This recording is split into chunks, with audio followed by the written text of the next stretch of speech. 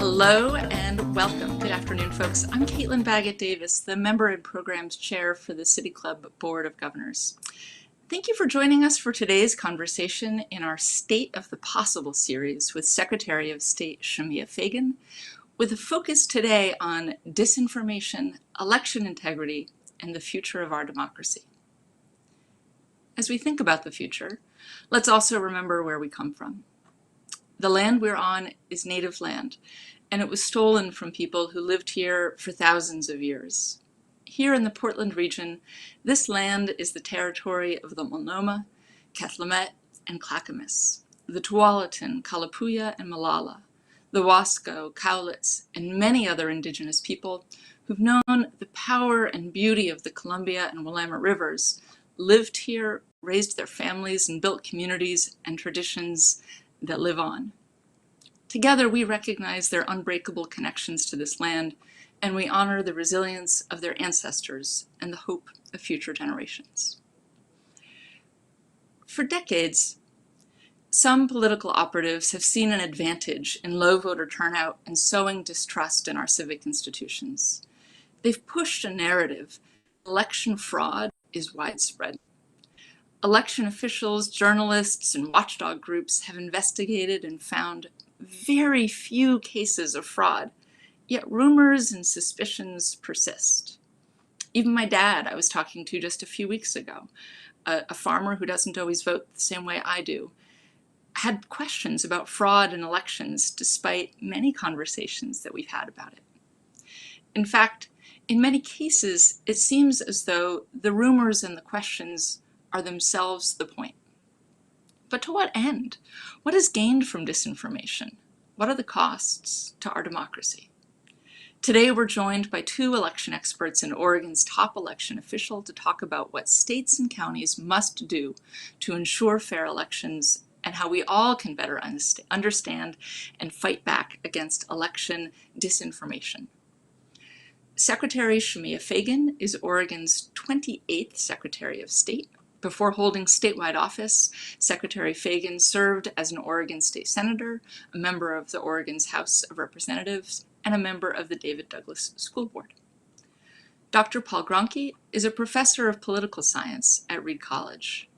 In 2005, he established the Early Voting Information Center, an organization that seeks nonpartisan, evidence-based solutions to identified problems in election administration, which may or may not include the administration of early voting. Andrew Beers is a PhD candidate at the University of Washington's Human-Centered Design and Engineering program, the HCDE, where he researches misinformation, disinformation, and polarization on social media. Before I turn the screen over to our guests, I need to thank our members, who are the heart of City Club and support thoughtful research, rich dialogue, and a vibrant civic life in Portland. And I also want to recognize our season sponsors, Chevron, The Standard, and Wells Fargo, for making it possible for us to share our State of series with all of you. I'd also like to thank our supporting sponsors, I can say that, Kaiser Permanente and Tonkin Torp, and our partners at Pamplin Media, X-Ray FM, and Merge Design. If you're unable to watch our forums online, you can listen in via X-Ray stations 91.1 FM and 107.1 FM.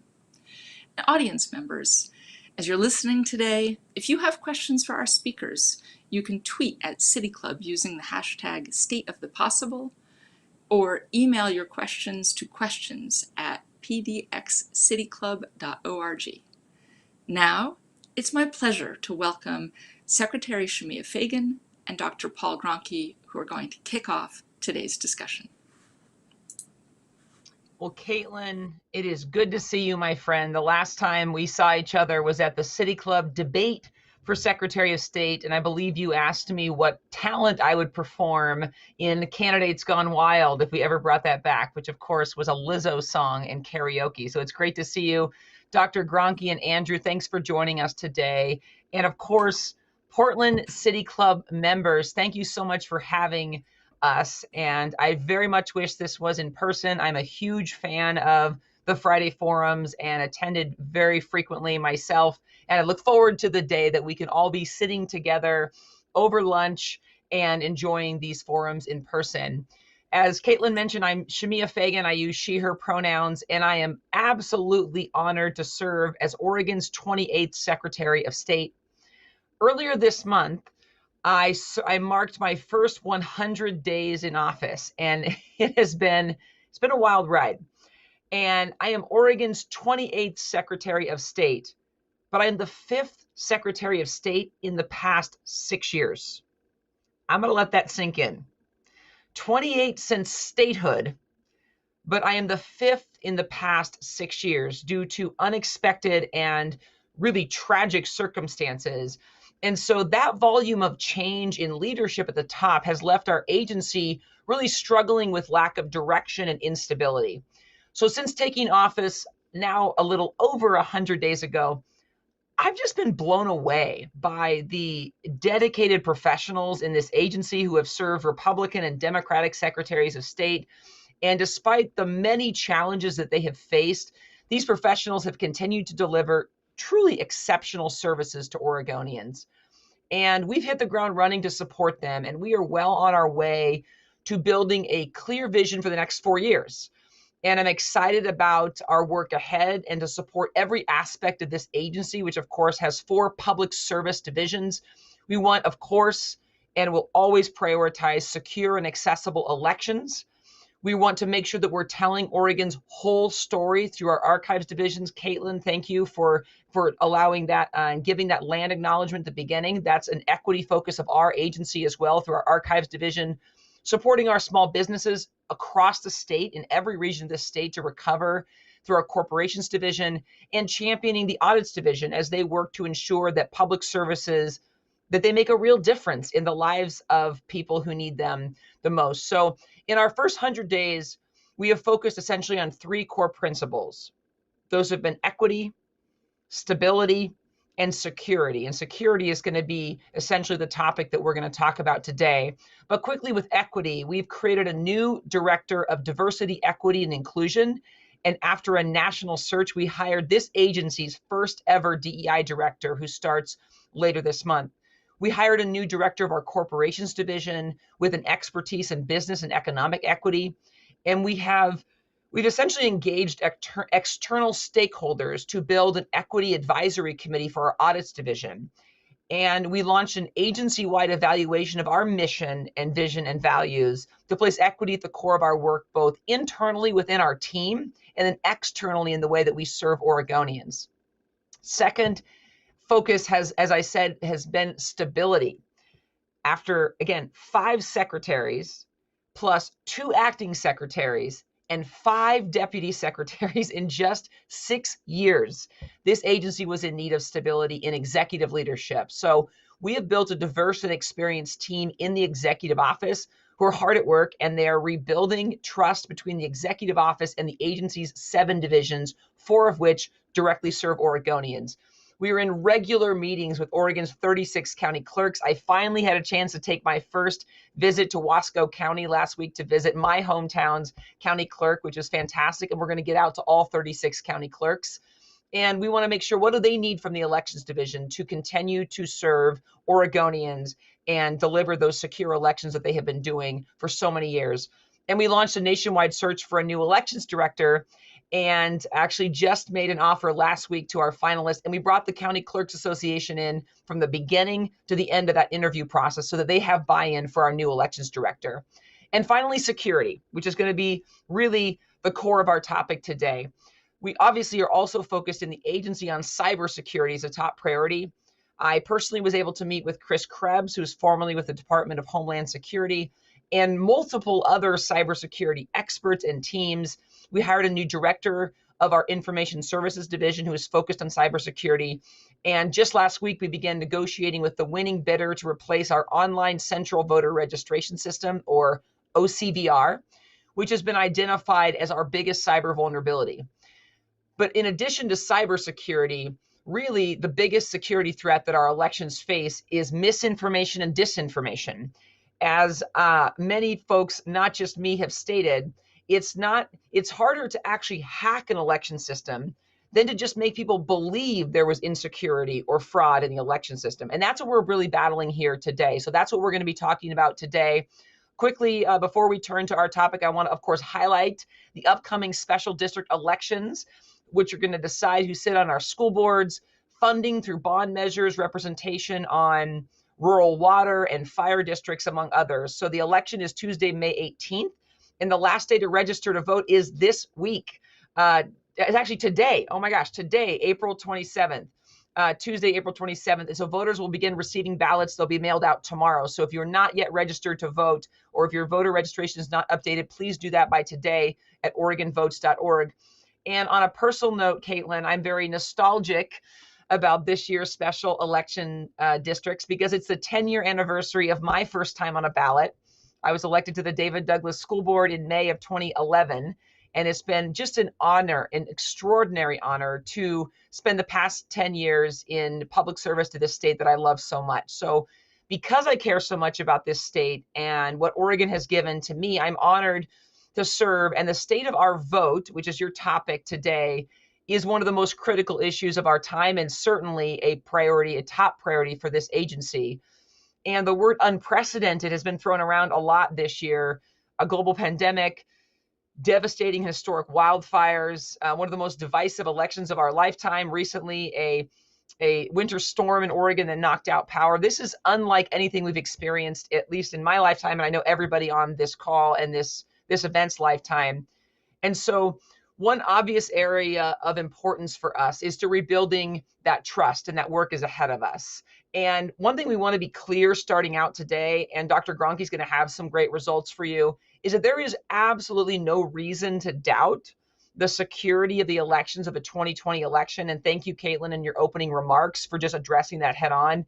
Several Trump administration officials, including Attorney General Bill Barr to Chris Krebs and the government, the head of the government agency on monitoring cybersecurity, they called 2020 the most secure election in our history. Recounts, audits, and numerous lawsuits further verified the election results in 2020. And while Oregon has fared better than most of the nation, we are not immune, as Dr. Gronke is about to show you, to the challenges of misinformation and mistrust in our elections. So despite becoming the nation's first all vote by mail state over 20 years ago, where Republicans and Democrats alike have been elected and served under that system, of course, Democratic and Republican secretaries of state, recent research by the Early Voting Information Center at Reed College illustrates a picture of voter confidence in Oregon that, while largely positive, is in need of some work, and we are committed to that work at the Secretary of State's office. So last year, Secretary Clarno contracted with Dr. Paul Gronke and his team at Reed College to explore voter confidence in elections and answer some key questions. So Dr. Gronke, thank you for joining me here today, and give us the skinny. What did your election results find? Well, thank you, Madam Secretary, and thanks for the opportunity, Caitlin, to speak to the City Club today.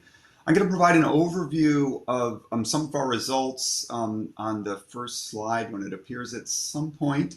There'll be a web address that will appear if people want to dig deep into the surveys that we conducted.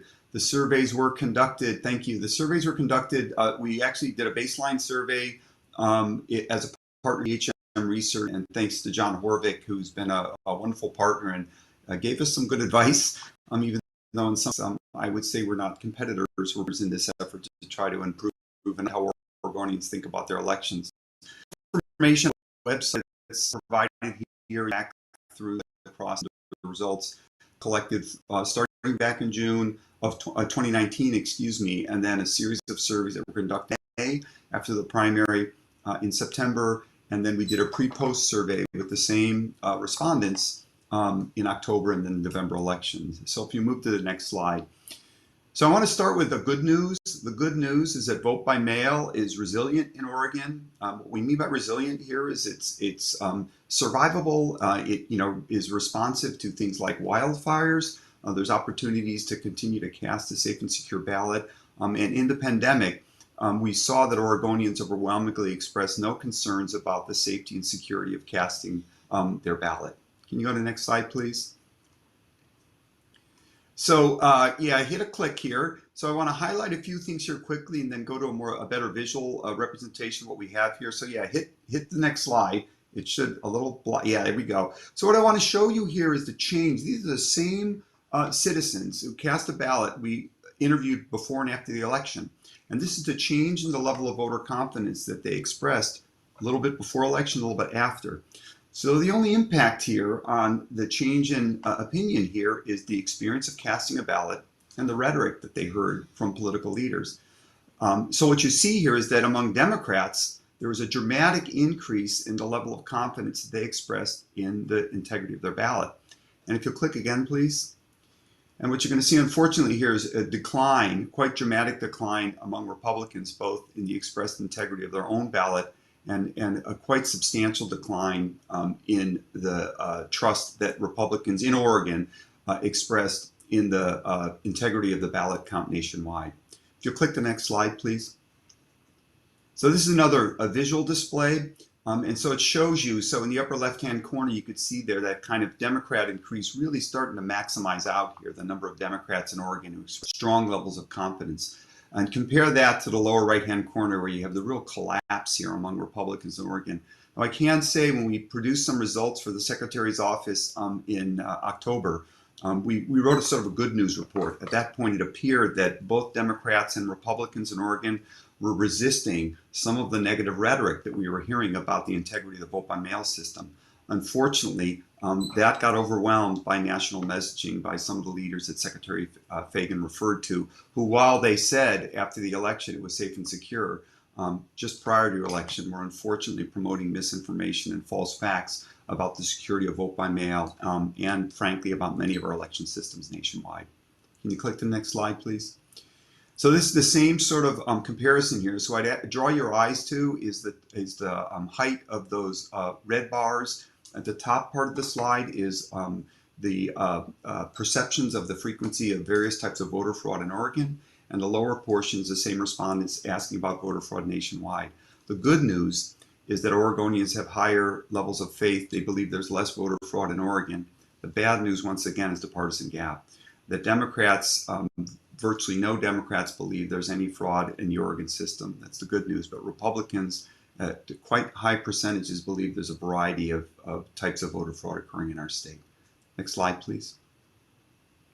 So again, there's going to be two. Why don't we do click twice here so we can just highlight this.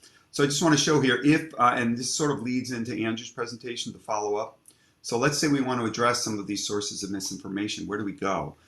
How do we seek out? We've got another complexity here in our world today and in Oregon. That is, older generations, they rely primarily on traditional news sources. They rely on television news, print media. Younger cohorts, younger generations have a much more diverse set of information sources they draw upon. So if you click one more time, so you see the gap here, but so we have the voters pamphlet at the top. Younger generations are using the voter pamphlet, but to a much lower degree than older generations. And then social media is a much more common use of media usage, information usage about the campaign among the younger generations. So leaders such as Secretary Fagan, county clerks have to think hard about this. How do they reach out to their voters? If you use only one information source, you're going to miss one group. And you've got to worry about these different groups and the different information and kind of have a broad strategy. And listen, this is hard for county clerks. They weren't trained to be social media specialists, and they had to learn very quickly. Okay, if you click one more time, please. So again, any questions or comments about the work that we're doing, you feel free to email me. There's more information at our project webpage. I do want to say one thing in closing. Both in Oregon and nationwide, there are a lot of efforts going on to try to address the outcomes and after effects of the 2020 election. Washington is one of the leaders in the field. So there's a number of projects going on. There is attention to these problems, but these problems are ongoing. There's something we really are going to have to pay attention to. Democracy's in peril right now, and it's going to be a lot of work to resuscitate it. So that's the end of my slides. Secretary, I don't know if you have any questions for me or hand off to Andrew. Thanks. Well, thank you, Professor Gronke, and I hope you're going to stick around to the end in case we have questions, or in case City Club members have questions. We have lots of questions, but I want to make sure that we have a chance to get to Andrew as well, and then we'll have time with these engaged City Club members for questions.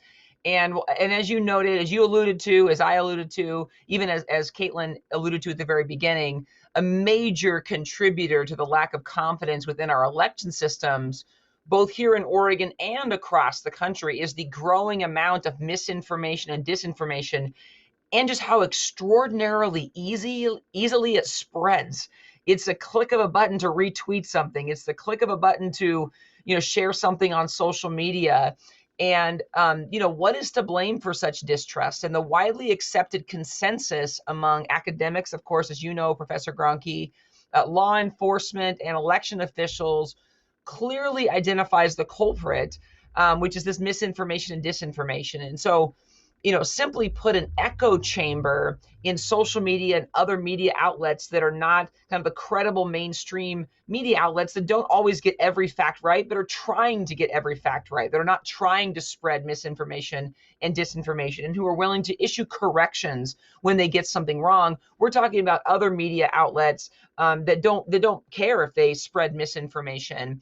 And so for the rest of our discussion, and to add to it, I'd like to introduce Andrew Beers, who is a PhD student and researcher at the University of Washington's Nonpartisan Center for the Informed Public. Andrew, go Ducks, go Beavs, go Vikings. But Andrew was among a coalition of individuals, organizations, and really academic institutions who took a nonpartisan look at misinformation and disinformation during and after the 2020 election. So, Andrew, welcome. And what did your research find?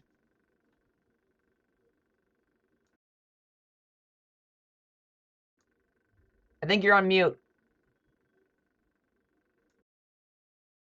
Has to happen to somebody every time. Well, thank you for having me, Secretary Fagan, and thank you for the introduction. I'll jump right into it. So the Election Integrity Partnership, which I worked with during and after the 2020 election season, continuously monitored information across several social media platforms in multiple languages during the election. The explicit goal of providing timely updates regarding the spread of election-related misinformation, and later a post hoc analysis of how misinformation actually spread. We had a large team constantly recording and taking in reports of incidents. We connected with social media platforms to give them recommendations, and also wrote public-facing blog posts. And we found many rumors whose spread was damaging, not only because they directly diminished the faith in the election, but also because they would later turn up in lawsuits launched to undermine the election, or that they would later fuel, famously, the January insurrection against the Capitol, which is to say that the misinformation had effects. I mean, it was not just simply a rumor. But broadly, what we found is that as we were monitoring, we found a potent combination between organic and more coordinated behavior online that led to the spread of this election-based misinformation. Misinformation was organic in that it exploited local ambiguities in the election processes, genuine confusions that people have, a rumor gone awry. If I could pull up the slides. Oh, they're already up there. Here is one example of that. That was extremely prominent during the election, what we call Sharpie Gate, which was a rumor that some people filled out their ballots with Sharpies. This mostly focused around Arizona, but then moved to other states, and had their ballots canceled because of this. There's a lot of ambiguity on the voting website, where if you voted in person instead of, I believe, by mail, the voting website would say that your mail-in ballot was canceled, when really all that they meant is that you voted in person. But many people, heard about this Sharpie thing, they went online, they saw that their ballot was canceled, and they went to social media and they said, oh my gosh, what is going on? And that led to misinformation, loss of faith in the election results. And if we can move to the next slide. There are other things that are more sort of almost external rumors, but this is an image of a viral tweet of what appear to be, but are not, mail-in ballots tossed in a dumpster. So there's sort of a narrative building here. Somebody's trying to get rid of votes that they don't like. In reality, this is a photo from 2018. They're not mail-in ballots. They're empty envelopes associated with mail-in ballots. No ballots were found there. But what this tweet shows in particular, if I could go to the next slide,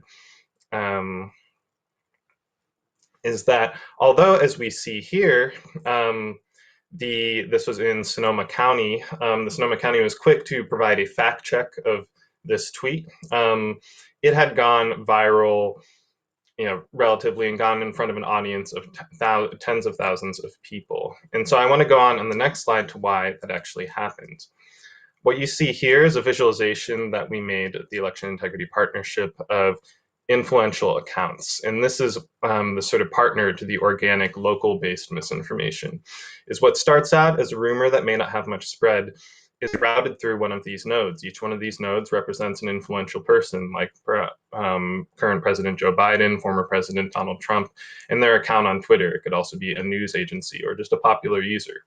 But once one of these users amplifies local misinformation, the power and effect of that misinformation spreads much further. And so some of these powerful influencers had a tendency to amplify misinformation more so than others. Famously, former President Donald Trump, now banned from Twitter, is an obvious example of an account that tweeted much misleading misinformation and was eventually banned for a combination of misinformation and inciting violence during the insurrection. However, there were also other accounts. These included the Twitter accounts of Trump's adult sons, several right-wing media accounts, prominent QAnon accounts, and other right-wing influencers online.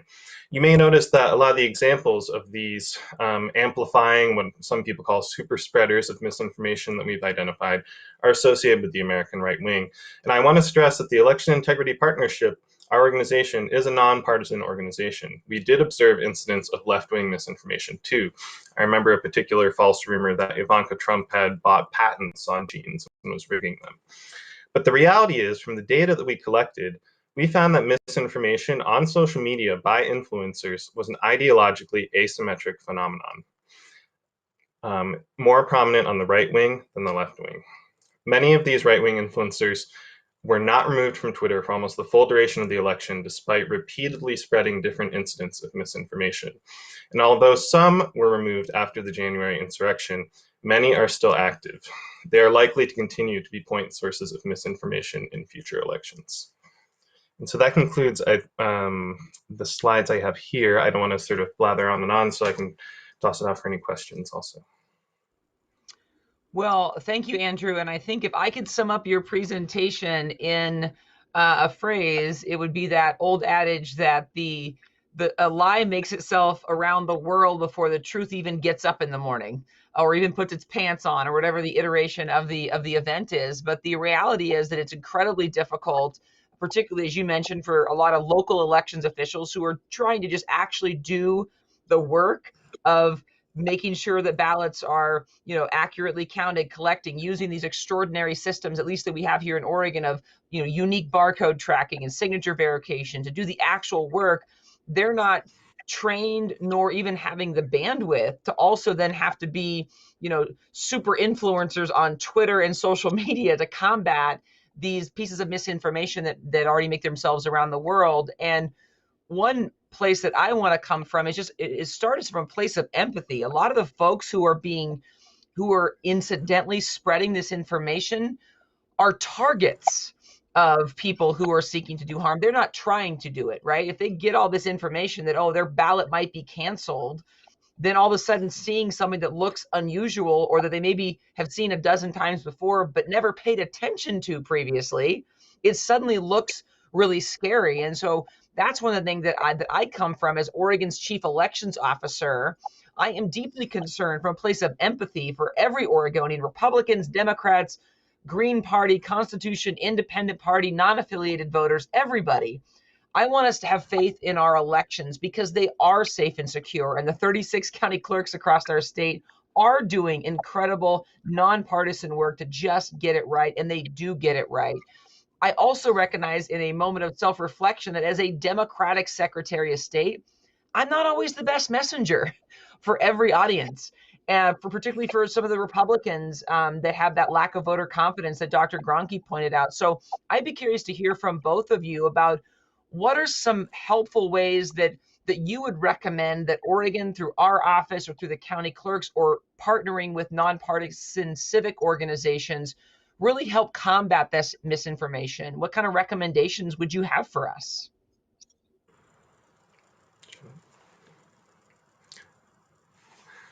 maybe I can take the first one and then I'll pass it off to Paul. So we released a report, the Election Integrity Partnership. It's called The Long Fuse. You can download online. We give a few recommendations. I want to bring up that Sharpie Gate example again, where people filled out their ballots with Sharpies and then checked online and it said their ballot was canceled. And that was, as you said, you can empathize with how upsetting that may be given what you're hearing online. I think sort of one responsibility that states can have is to really sort of test their systems over and over again at every point when you register to vote, where and when you're actually voting, what happens if you want to know, was your vote properly cast? If you check online, are those words concerning? One of the things about misinformation is that the same stories happen over and over again. So it's not exactly going to be something that catches you off guard. People will say that, like, oh, I filled out my ballot the wrong way and now I think it's canceled. And you want to have a message prepared when people bring that up and say, actually, you can check here online and it says that your ballot was canceled. Or you can call this number, or there will be an audit, something that gives people a little faith. And committing that and having this come from sort of a single authoritative source where people know to turn to can really also help. It's one that's updated regularly, and again, people understand that. And again, sort of battle tested against all the different examples of misinformation that happened in previous elections. Particularly the 2020 US election, presidential election, has given us a lot of examples. And then I will also just add one point is that you as a state want to prepare for misinformation, but the unfortunate reality is that social media platforms have a lot of control over the spread of misinformation during our elections. Our partnership often interfaced with the platforms to ask them to sort of highlight misleading content for them. But as a state, you can also highlight certain accounts, users, or messages that are going viral and undermining the legitimacy of these elections, communicate with the platforms and say, could you please moderate this content? Platforms respond to their stakeholders and they need to know that you are being affected by the outcomes of their choices, something that they did not take action on as much as some people may have liked during the 2020 US election. I'll Yeah, pass it on. thanks, Madam Secretary. I'll say a couple things. I mean, one example that really brought this home to me is Shauna Dozer, who is a young election official in Clayton County, Georgia. And like many people, I had the television on Wednesday night when it was very clear that Georgia was going to become one of the key states. And it was midnight our time, 3 a.m. Georgia time. And Shauna was on CNN. Now, Shauna was not trained to be on CNN, and right after that, she was on BBC. And suddenly, here is this young African-American official who was, I believe, running her second presidential election, and the world was focusing on her. Now, Shauna did a wonderful job. I commended her then. We did. Our community got behind her and started to support her.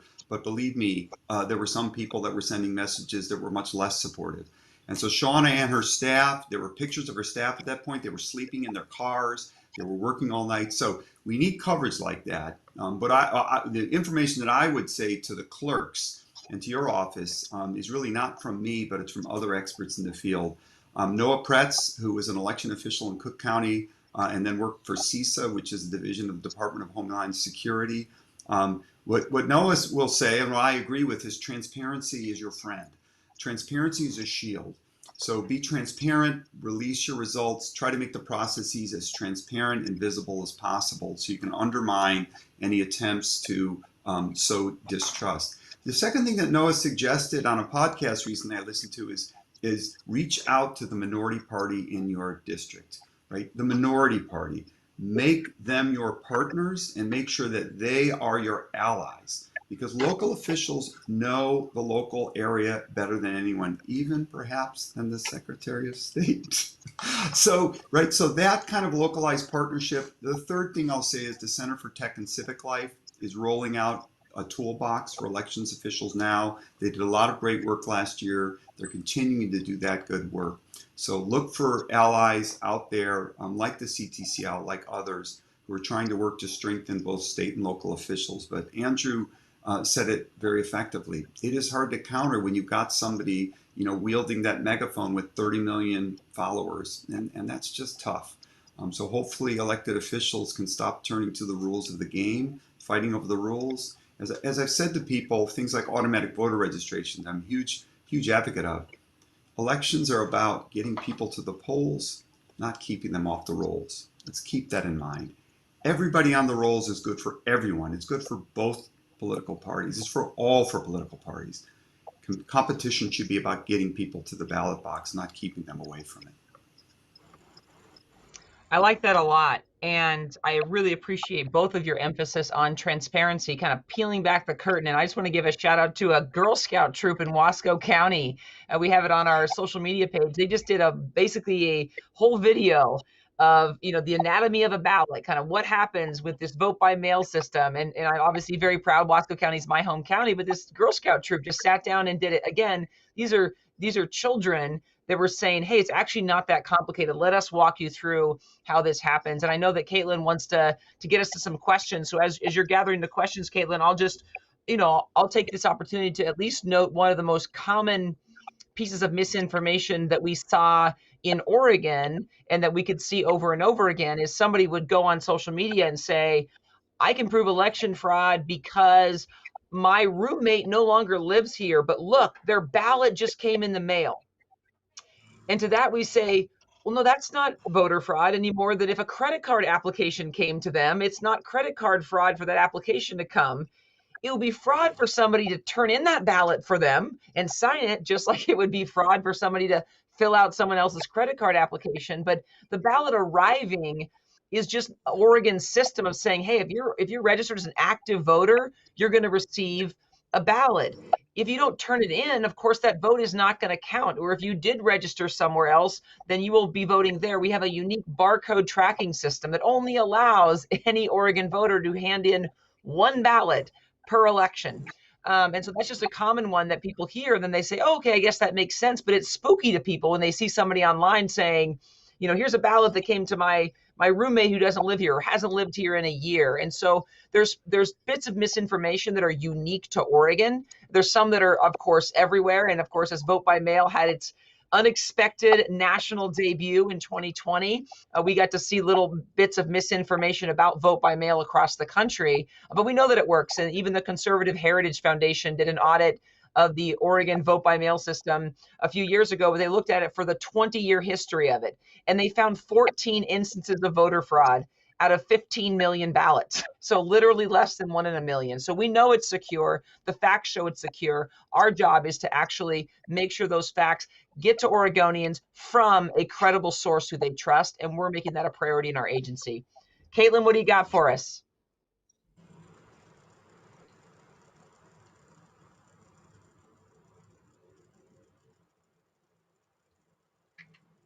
I think you're still muted. Hey, we've been doing this all spring. Hi, everybody. This is a great conversation. Thank you for being here. For those who are just tuning in, I'm Caitlin Baggett-Davis. I'm the program's chair for City Club of Portland, and I'll be moderating our Q&A today with our guests, Secretary of State Shemia Fagan, Andrew Beers, and Dr. Paul Gronke. Secretary Fagan, I do want to thank you for joining us today and for remembering your promise to perform Lizzo karaoke at our last live event this last spring at Revolution Hall. Sadly, there's not time today for live for karaoke, but I'm banking on it for the future. Before we go to our audience Q&A, I want to take a moment to reflect on this past year for City Club events. Since that last live event, more than 26,000 people have watched City Club virtually, including 2 membership research votes to approve City Club's position reform and Portland's charter reform process. 26,000 people. Imagine the karaoke concert we could have if we could all be in person. Today's event is the last in our State of the Possible series, and a lot of people helped make the magic happen, and I want to take just a minute to thank them before we go to Q&A. David, Chase, Miranda with X-Ray, John and Dana with Pamplin Media, which, by the way, if you all haven't, you should check out the new City Club of Portland page on the Portland Tribune news site. You can find all of the op-eds written by our State of the Possible guests this spring and news coverage of City Club's programs. And I'm just so grateful to our whole programs team, Rebecca, Samantha, Jill, Leslie, Julie, Colin, Dan, Bobby, and our inspiring interpreters, CM and Andrew. And of course, thinking back to this spring, right as we were going from live to virtual, it could not have happened without our incredible staff team who moved heaven and earth to pivot to virtual at that time. Julia, Stacy, and Aaron. Thank you, thank you, thank you. The time, energy, and engagement of our community in making City Club work, it's such an expression of love for our city and for participatory democracy. Over the next few months, City Club will begin a conversation with our members and our larger community about how we can begin to reopen. And that conversation will be deeper than just the logistics of gathering again in person. You know, it's been a year in which we've all had reason to reflect on our community and our priorities and about what it means to love our city and what it looks like to serve our democracy. There'll be more on that work on reopening soon, but for now, let's take a quick break to thank our sponsors and members and then dive into this long list of questions from our audience.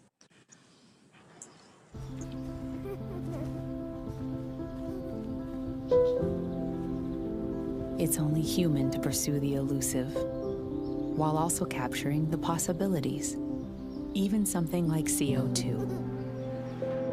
Over the last decade, Chevron has spent over $1 billion on carbon capture projects and is investing in startup companies working to transform carbon into new forms of energy.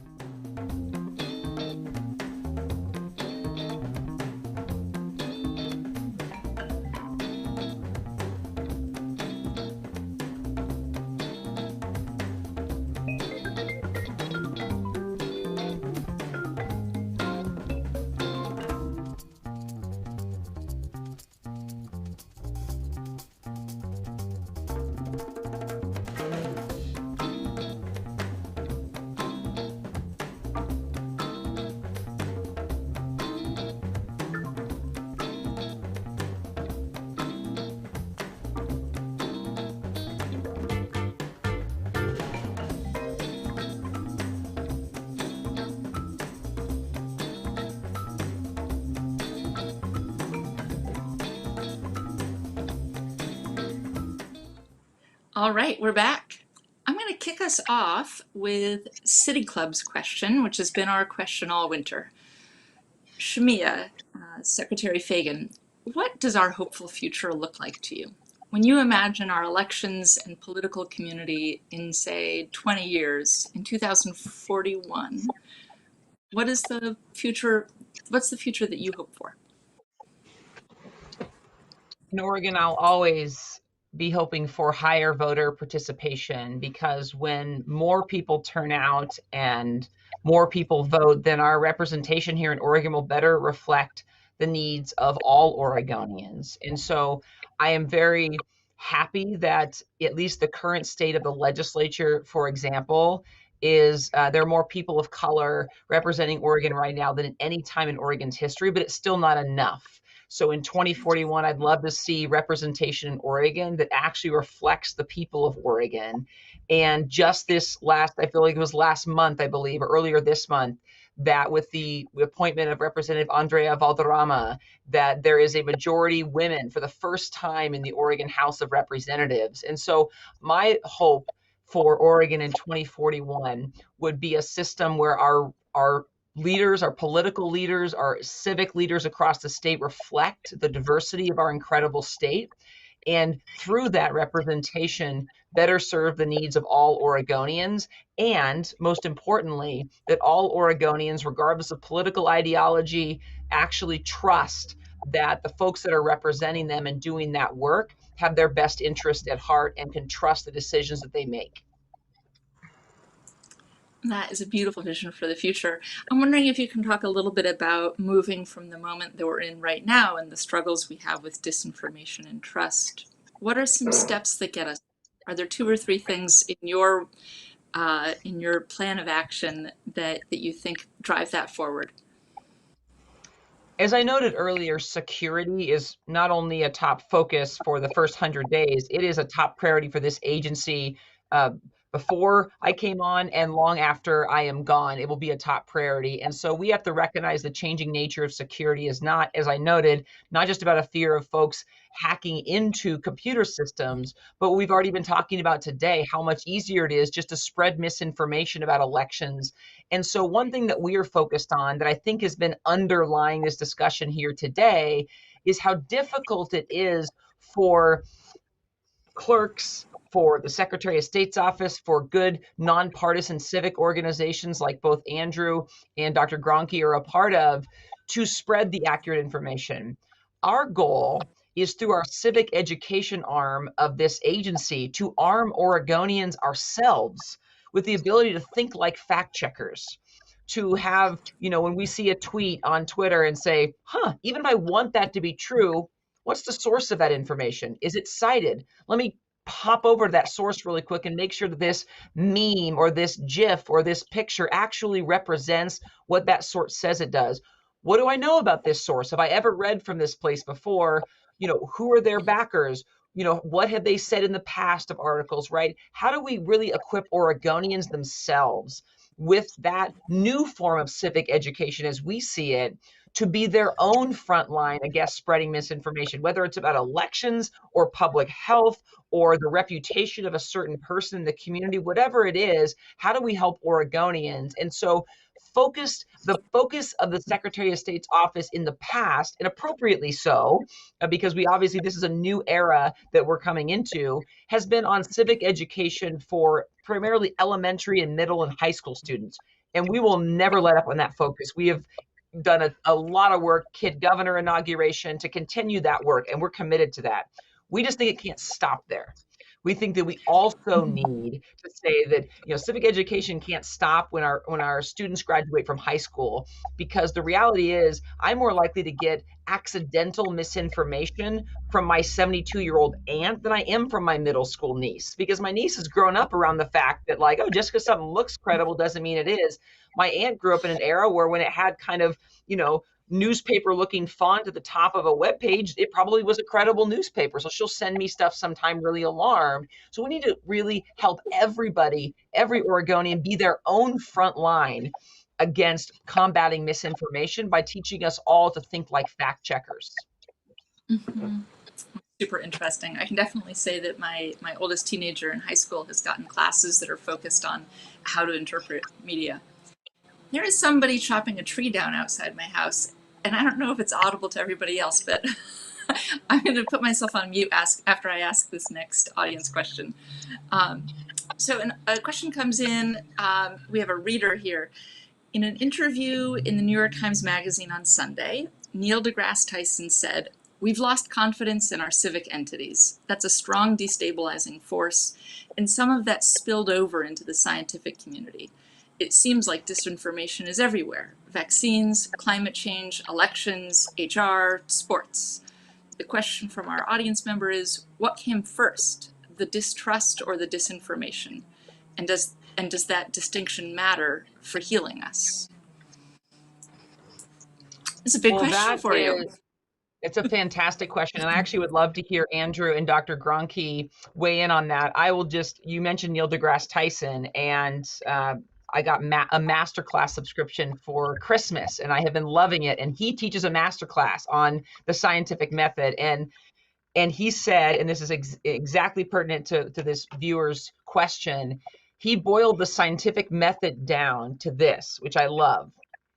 He said, doing whatever it takes to not be fooled into believing that something is true that isn't, or that something that isn't true is. Doing whatever it takes. That's the scientific method as Neil deGrasse Tyson boils it down. And so, the chicken or the egg question of what came first, distrust or misinformation, I think is probably an academic question that folks could argue one or the other. I think at least when it comes to elections, I think it would, in my view, at least on a plain line, would be the misinformation.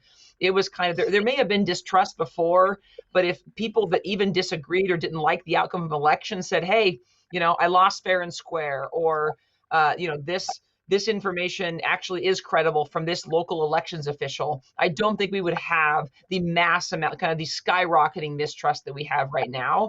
But again, I think it's a question that somebody could probably argue that the chicken came first as opposed to the egg. So I'd be happy to hear what Andrew or Dr. Gronke have to say about that as well.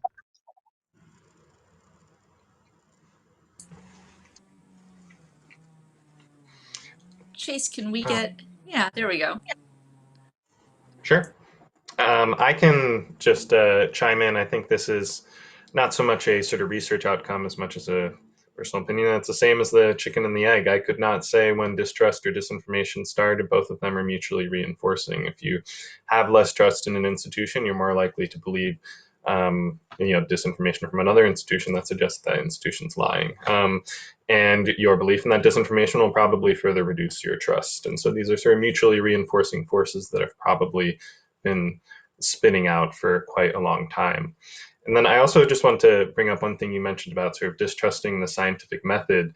I think actually many people who believe misinformation actually do trust the scientific method in very logical ways of thinking. It's the institutions that they turn to that are not being trusted. You ask somebody who is opposed, who believes things about the vaccine which are not true, they will often cite scientific papers. During the election, people made statistical arguments for why the vote count must be wrong. The process, people are still thinking critically and logically, but it's the trust in the institutions and the information sources that they put in which has been turned awry. Excellent. We have another question here. It's a shorter one. They ask, I'd be curious to know how much election disinformation is going on in Oregon and whether it matters that much here. This one I feel like is perfectly primed for Dr. Gronke because that was really what their research really looked at. So Dr. Gronke? Yeah. By the way, on the previous one, I'd have to say distrust first. Trust and confidence in institutions in this country has really been declining since the 70s. The end of the Vietnam War, the way it ended in Nixon administration resignation. What has happened really since 2000 has been this has bled over into elections, and the elections themselves have become the election rules themselves have become a point of contention, and then the disinformation has overlaid that. So that, it's my perspective. I'm studying this for far too long. Let's just say that. But this is not a recent phenomenon. But yeah, the way they're mashing together, the way Andrew describes it, that's exactly right.